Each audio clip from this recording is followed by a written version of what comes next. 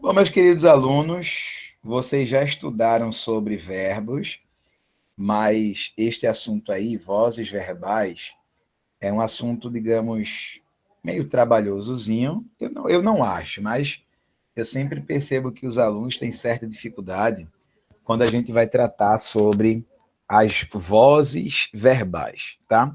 Mas isso aqui não é bicho de sete cabeças. Eu quero que vocês entendam que o sujeito da oração nem sempre é aquele que executa a ação que se fala no verbo.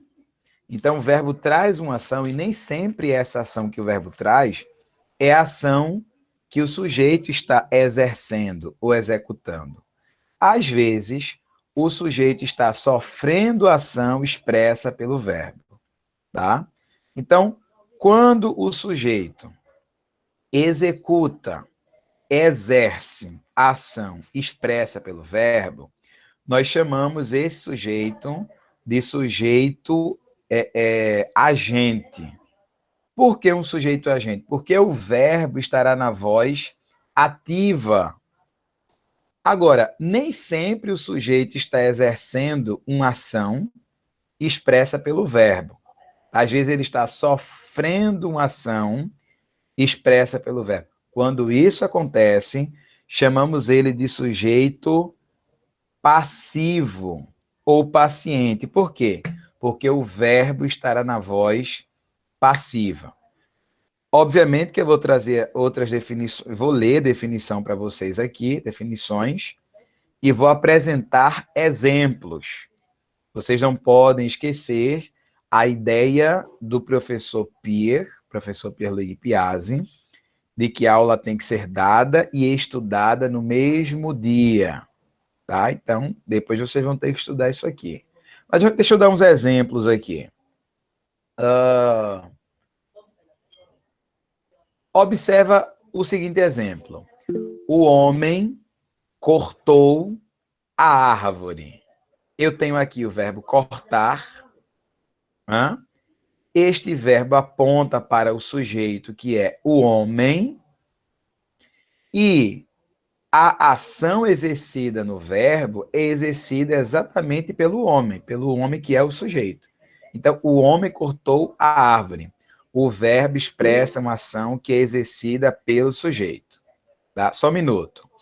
Outra coisa é eu dizer assim, a árvore foi cortada pelo homem. Observa, a árvore foi cortada pelo homem.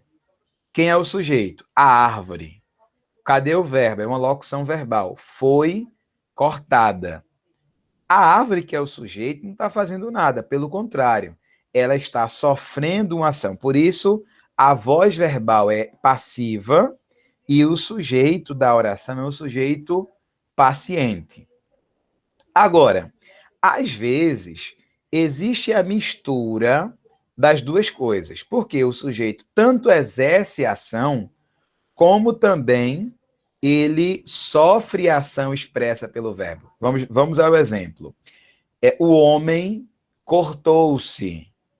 Quem cortou? O homem. Quem sofreu a ação? Quem se cortou? O homem. Então, ele corta ao mesmo tempo que é cortado. O homem cortou-se. Significa dizer que o verbo cortar, aqui, está na voz reflexiva. Portanto, existem três vozes verbais: a voz ativa, a voz passiva e a voz reflexiva.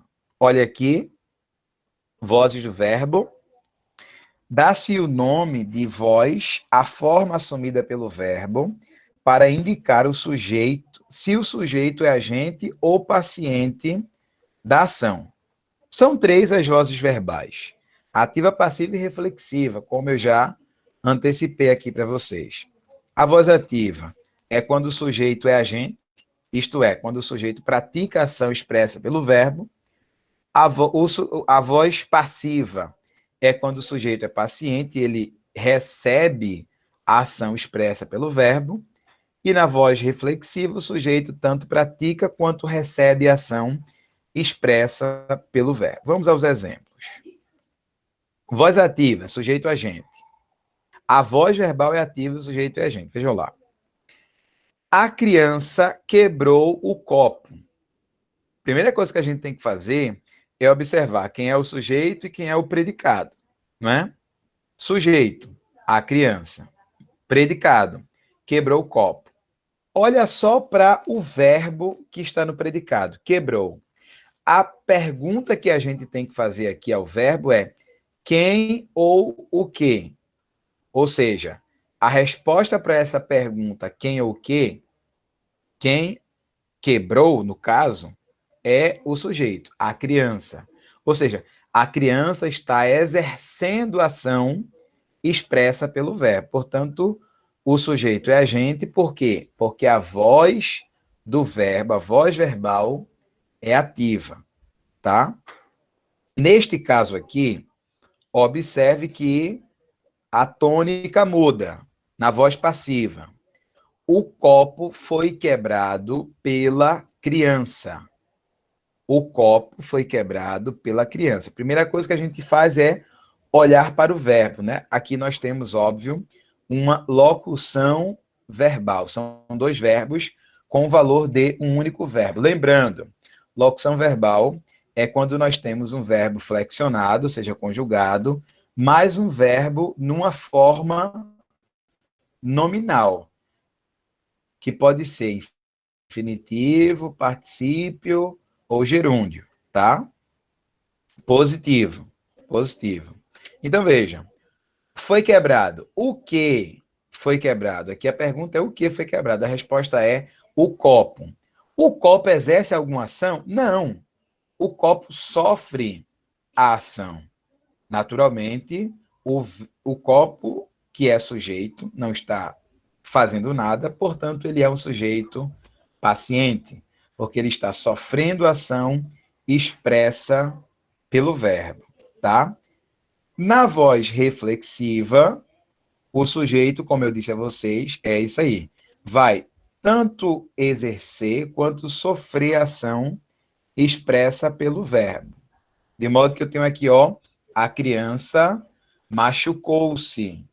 A criança machucou-se. Quem machucou? A criança. Quem foi machucado? A criança. Portanto, o verbo machucar aqui é um verbo que indica a ação sofrida e exercida pela criança. Logo, o verbo está na voz reflexiva. Se o verbo está na voz reflexiva, o sujeito só pode ser agente e paciente ao mesmo tempo. Portanto, um sujeito reflexivo, porque ele tanto sofre como também exerce a ação expressa pelo verbo, tá?